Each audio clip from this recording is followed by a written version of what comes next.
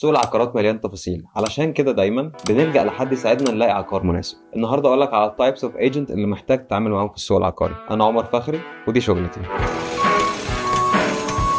في كذا بروفايل محتاج تتعامل معاه لو انت هتشتري عقار. يعني هنا في الامارات عندك السكندري ماركت ايجنت، الاوف بلان سبيشالست، والديفلوبر ايجنت، وكل واحد من الايجنتس دول ليه دوره وليه سوقه. يعني مثلا لو بتشتري عقار جاهز في منطقه معينه، فانت هنا في الاغلب هتتجه الى السكندري ماركت ايجنت او الاريا سبيشالست. هو سمسار من الاخر، بس هنا في دبي بيكون لابس بدله واسمه بروك زي كده، لانه ما بنهزرش صح. بس الايجنت ده العموله بتاعته بتكون 2% كوميشن، والعقار ده غالبا بيكون جاهز، فمحتاج تدفع ثمنه فول ان كاش او تعمله تمويل عقاري على البنك. النوع الثاني هو الايجنت بتاع الديفلوبر، وده لو انت محتاج تعامل دايركت مع الديفلوبر. بس هنا بيكون في مشكله بسيطه، ان الراجل ده في الاغلب شهادته بتكون مجروحه، لانه مش بيبيع الا منتجات المطور اللي هو شغال عنده. ثالث نوع هو لو انت عايز تتعامل مع حد يديك جينيون ادفايس في الماركت، ومن خلاله تتعامل دايركت مع الديفلوبرز ومن غير اي عمولات، فهنا انت محتاج تتعامل مع الاوف بلان سبيشالست. وبكده تكون عرفت الفرق بين السكندري ماركت ايجنت، الايجنت بتاع الديفلوبر، والاوف بلان سبيشالست. لو احتجت اوف بلان سبيشالست اتواصل معانا، ولو احتجت سكندري ماركت ايجنت